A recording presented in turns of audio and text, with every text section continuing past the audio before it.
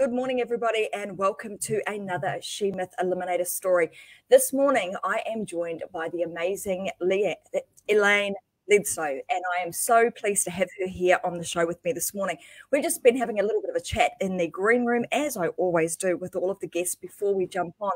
And boy, you guys are going to get some real fantastic information from somebody who has got a wealth of knowledge over many years of being a consultant. So she has built herself up to be one of the best consultants in her particular industry in, I'm going to say, in America, or in her hometown at least.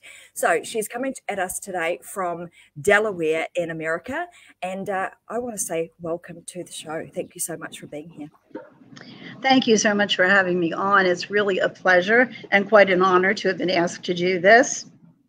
Oh, look, once I've heard your story, I can absolutely see. So for you guys that are watching, I have a team of people who are always looking for amazing women to actually come and be on the She Myth Eliminator story with me to share their, inspiration, their motivation, and just ways that they have overcome various different situations in life that we have to face as women on a regular basis. And when I was given Elaine's name, and somebody said to me, "You need to have her on the show," I was like, "Absolutely, I need to have a bit of a chat with Elaine, and I want to know all of the details about what's gone on, I suppose, in your experience and in your life and the journey that you've had to get you to the point that you're at today, Elaine, where you're really, really successful in what you do, and you've just had the ability to be able to turn your hand at many, many different things." So let's I know you've also read the book. So we had a bit of a chat about how the book resonated so much with the various different things that you've had go on in your life. So let's start with a situation where you realized as a result of reading the book that it was a she myth, and you actually then took some action and did something about it. I believe that the book resonated with me so much because over the years, as what I'm called now as a business leader, but as a manager with about 400 people who worked with me, I had the opportunity to influence a lot of their lives. And not only did they work with me, but with the type of business that I am in, I actually almost hired the family in addition to just the person. Because it's a home-based business. And as a result, sometimes I get pushback from some of the family members and even friends who tell the person that I'm working with that it's not a real job, she's never going to make any money doing it. And if it's an inconvenience to the spouse, they are not always very supportive. So the She Myth book had a lot of things that resonated with the same type of scenarios that I dealt with over the years. And I just found it amazing and uplifting to see all of the myths that needed to be busted in order to be able to be successful in what I do. Yes, absolutely. And I know that scenario that you've just spoken through, where you've had, you experienced those situations with the people that you were leading, coaching, training. But equally, you've had a situation where that has also occurred for yourself. Tell us a little bit about that. I actually grew up as a survivor of domestic violence. It's something that I experienced as a child. And when I was 11 years old, I found out that some of those headlines that you see in the newspaper don't just happen to somebody else. They come into your living room. When my older sister at age 23 was murdered by her boyfriend, I was very, very close to her. And it really created such a lasting situation with my mother. She became epileptic. She was bipolar. And I often say that I had to raise my mother from the time I was probably about 8 or 9 years old, because she went to bed for weeks and weeks at a time. When you are in a domestic violence situation and you grow up like that, unfortunately, you duplicate it because you don't know what a healthy relationship is supposed to look like. So I went through 2 marriages, both of which were very violent. I almost died one night with my second marriage. And at that time, I was working with the company that I'm still with, and I was top in the nation. And my husband, we went through a 6-year divorce, and he continually drummed into me that the only reason I had been successful was because of him. Over those 6 years, my business declined. It's very stressful trying to deal with a domestic violence situation, a divorce, and also keep a business going. And I had 3 children that I was raising pretty much on my own, and a lot of financial challenges. And one day I went to an event that my company held, and they had planted a young woman there who was very conservatively dressed in the audience. She was very shy. And over the 3 days that we were at the conference, they kept checking in with her to see how she liked her first experience. Finally, at the end, they brought her up on stage. Now, remember, she was a plant. She was acting, but it really made an impact on me. She tore off her clothes. Underneath, she had this red spangled outfit, and she started singing at the top of her lungs, "I'm going to have it all. Nothing is going to stand in my way." I went home that day, and every morning when I took my children to school, they had given us a CD with that song on. And every morning I would put that in my car radio or my car CD player, and I would drive them to school, and I would blast that song, and I would sing it with the windows rolled down, much to their embarrassment. But within about 3 or 4 months, I was back on stage in the top again. And when I came out on that stage, I realized it was me. I did it. It was me all along. That year, I received an award called the Brownie Wise Award for the person who had overcome the most adversity in order to bring their business back in a successful place.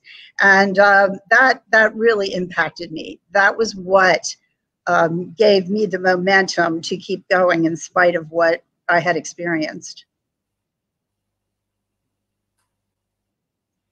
That is amazing. I love that. And that's such a story of, you know, you being courageous, but also being there in that moment and kind of taking, I mean, that's why they planted her there, right? Was like, I remember in the green room when we were talking about, you know, all the different women that you've worked with over the years, and the negative beliefs that we have about ourselves, about our abilities and or lack of ability.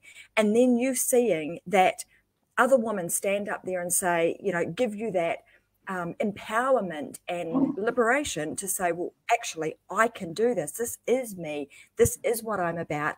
And then you playing that over and over and over again. What do you think that actually did? Like, to me, it's like that's totally a mindset thing.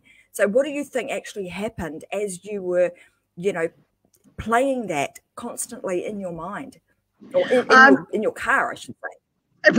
I think it gave me the confidence that I needed in order to realize that I had the power within me to be whatever I wanted to be, to do whatever I wanted to do. And I actually now own the franchise. Within 6 months, I was offered the franchise, the ability to purchase my franchise. And I have been a franchise owner for the last 25 years. But it also made me realize that I needed to give back. And I worked with domestic violence victims for about 20, well, actually, I think closer to 35 years. And I did a lot of public speaking at colleges and nursing schools in our area and businesses in order to convey the story that there is help and there is a way out of those situations. It was really a revelation to me, I think, at that point, that you know, I not only was I able to help myself and get out of the situation, but I really owed it to other people in order to help them as well. So I have been able to do that over and over again over the last 35 years. And like, I love the fact that you recognize, you know, that you were able to get yourself out of that situation, and you had the power to do that within you, but then also going the next step and empowering other women to do the same. And you were also telling me about your children, and you mentioned earlier on that it's often hard to kind of break that cycle when you don't know any better, when you're living in it and you think this is the way it is, this is how everybody lives. What did you do to break that cycle for your children? How did you overcome that to ensure that that same cycle didn't happen with them? I think it's because I drew a line in the sand and I said, no more. This is not going to happen. I got a protection from abuse order, and I made it have teeth. And I went to court over and over and over again. I got to be so good at court that my attorney said, you don't need me. You can go in and represent yourself, save yourself some money. Because I knew that I was right. And I knew that I had the power to change the situation. And as a result, I modeled the behavior that I knew that my daughter needed in order to go forward and have healthy relationships. That my sons, I wanted to make sure that my sons knew this is not how you treat a woman, that they deserve respect, and that you never, ever lay a hand on them. Because the violence that I experienced over the years from childhood on up was emotional, it was physical, it was mental, and I was also sexually abused by my stepfather. So it was a very difficult transition to make. But my children were the most important thing in my life, and I knew I had to do it for them. So drawing that line in the sand, let them know that they had the power to have a different life. And all of them do. I'm so very proud of them. My daughter has a very successful business. I think she learned what it's like to be an entrepreneur by watching me, and has actually had a mobile veterinary practice for the last 2 years. It's gone so well that as of March 1st, they're opening a brick and mortar veterinary practice. And they're just overwhelmed with all the clients that they have. Because of the pandemic, a go-to business like this has been extremely successful for them. And my sons are amazing young men who are very respectful of their wives. They're all very successful, and I'm so proud of all of them. It is really the best thing I've done. It is the success story that I want to convey to everyone. There is another way. Absolutely. I mean, I have a big smile on my face because it's just so wonderful to hear, like, that you've, the things that you've done, and that you realize that to break all of this, you had the control, so you had the power to do that.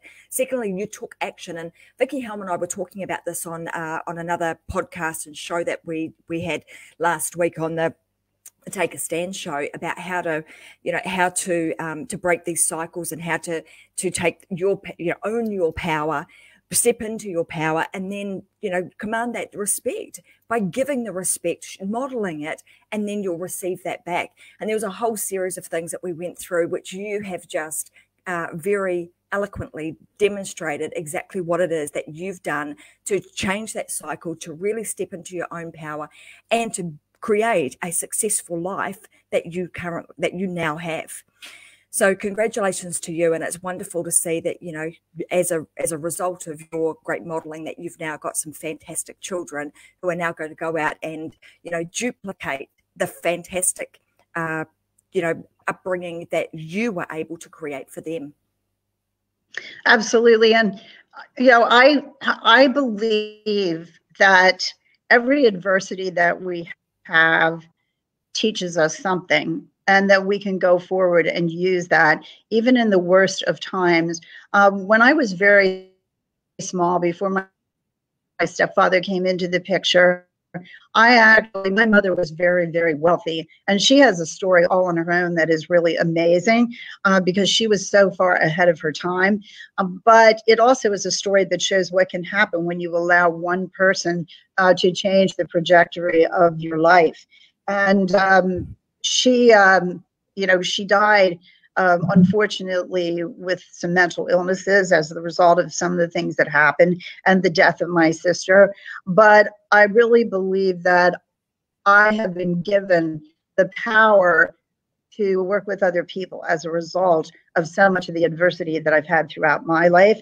And I would never want to have to go through it again. But there's something that you can take away from everything. And I went from being extremely rich to being so poor that my daughter and I spent one whole summer without hot water so that we could save our oil for heat in the wintertime. But it has, when she would complain about getting in the shower, I would say, just don't stay long because it builds character. It's character building.